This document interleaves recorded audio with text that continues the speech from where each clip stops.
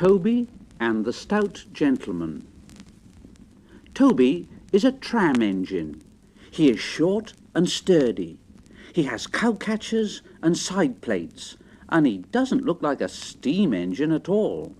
He takes trucks from farms and factories to the main line, and the big engines take them to London and elsewhere. His tram line runs along roads and through fields and villages. Toby rings his bell cheerfully to everyone he meets.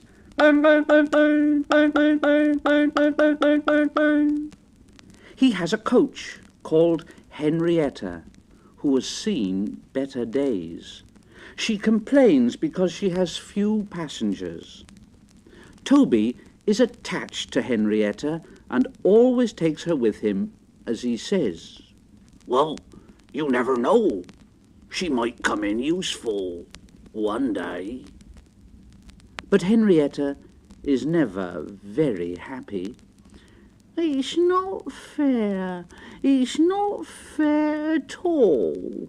Just look at all those buses full of passengers, and I've got none.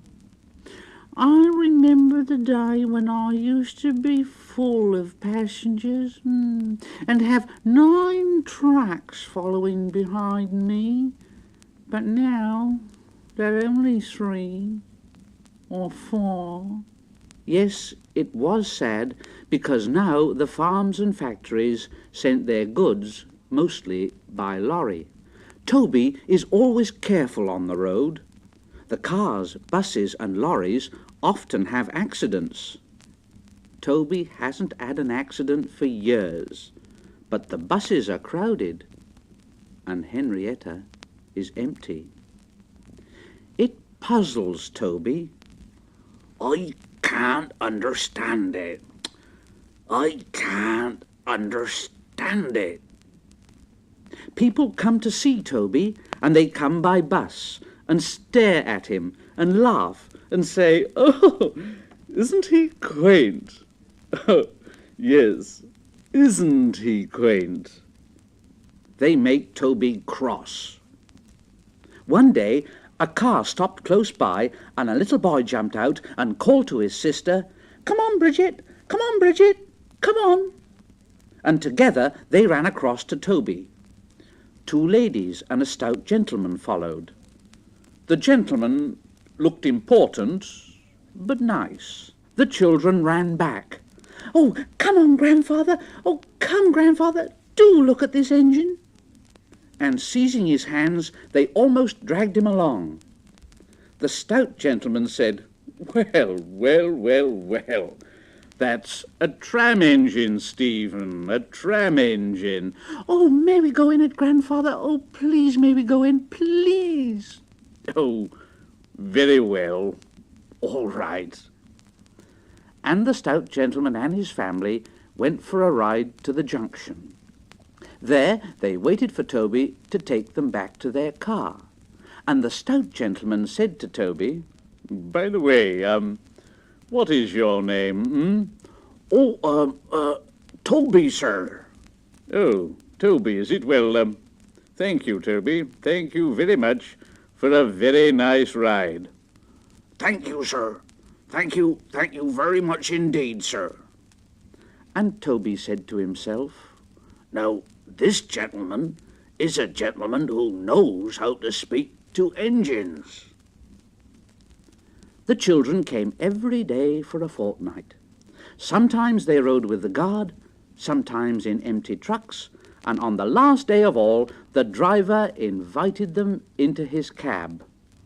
All were sorry when they had to go away. Stephen and Bridget said, thank you very much indeed," to Toby, his driver, his fireman, and the guard. The stout gentleman gave them all a present, and Toby said, "Oh, thank you very much. Thank you very much indeed. Yes. Don't forget, come again soon." "Oh, we will. Goodbye. Goodbye." And they waved until Toby was out of sight. The months passed. Toby had very few trucks and fewer passengers, and Toby's driver said to him, "Well, this is our last day, Toby. The manager says we must close tomorrow." And Toby puffed very sadly to his shed. Oh dear, oh dear, oh dear. And he went off unhappily to sleep. Next morning the shed doors were flung open, and Toby woke with a start to see his fireman dancing a jig outside. The driver was very excited and waving a piece of paper. "Wake up, Toby, me boy! Wake up and listen to this! It's a letter from the Stout gentleman." Toby listened. But I mustn't tell you any more, or I will spoil the next story. Thomas in trouble. There is a line to a quarry at the end of Thomas's branch. It goes for some distance along the road. Thomas was always very careful here. One morning there was no one on the road, but a large policeman was sitting on the grass close to the line. He was shaking a stone from his boot. Thomas liked policemen. He had been a great friend of the constable who used to live in the village but had just retired. Thomas expected that the new constable would be friendly too, and he called out to him, "Good morning, good morning, good morning." The policeman jumped and dropped his boot. He scrambled up and hopped round on one leg till he was facing Thomas. Thomas was sorry to see that he didn't look friendly at all. He was red in the face and very cross, and he was wobbling about, trying to keep his balance. And he said to Thomas, "It's disgraceful. It's disgraceful. That's what it is. I didn't sleep a wink last night, it was so quiet. And now a blinking engine comes whistling suddenly right behind me. My first day in the country too. Wish I'd never been transferred." And he picked up his boot and hopped over to Thomas. Thomas said, "Well, I'm very sorry, sir. I only said good morning." The policeman grunted, and leaning against Thomas's buffer, he put his boot on. And then he drew himself up and pointed to Thomas. "Aha! Aha! Where's your cowcatcher then, eh? Where's your cowcatcher, huh?" "Oh, please, sir, I don't catch cows, sir." "Don't you try to be funny with me, young fella, me lad. Now, let's see." And he took out his notebook and he looked at Thomas's wheels. Aha! Aha! No side plates either. No side plates and no cowcatcher. Engines going on public roads must have their wheels covered and a cowcatcher in front. And you haven't. Ha ha! And so you are dangerous to the public. So there."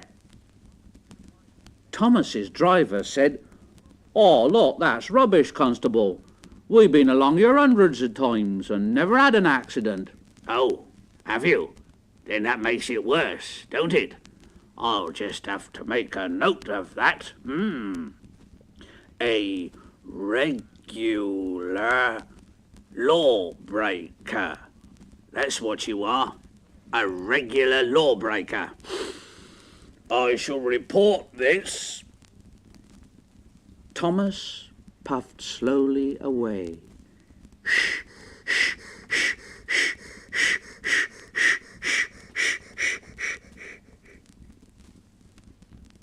The fat controller was having breakfast when the telephone rang. "Oh, bother that telephone. and he said to his wife, "I'll be back in a minute. Oh, dear, dear, dear, dear." But when he came back, he said, "Oh, bother, bother. I'm sorry, my dear, but Thomas is in trouble with the police. I must go down at once." He gulped down his coffee and hurried from the room. The policeman was waiting at the station. The Fat Controller spoke to him at once, and a crowd collected. Other policemen came to see what was happening, and the Fat Controller argued with them too, but it was no good. The policeman said that the law is the law, and that's that and all about it. The Fat Controller felt exhausted. He mopped his face and said to Thomas's driver, "I'm sorry, driver. Oh dear, it's no use arguing with policemen. We will have to make one of those cowcatcher things for Thomas, I suppose." Thomas was horrified. "Everyone will laugh, sir. They'll say that I look like a tram." "Eh? What? Like a tram?" "Why, yes. Well done, Thomas. Why didn't I think of that before?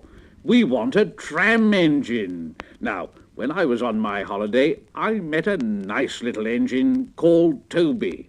Now, he hasn't enough work to do and needs a change. I'll write to his controller at once." A few days later, Toby arrived, and the Fat Controller said to him, "Well done, Toby, that's a good engine. I see you've brought Henrietta with you."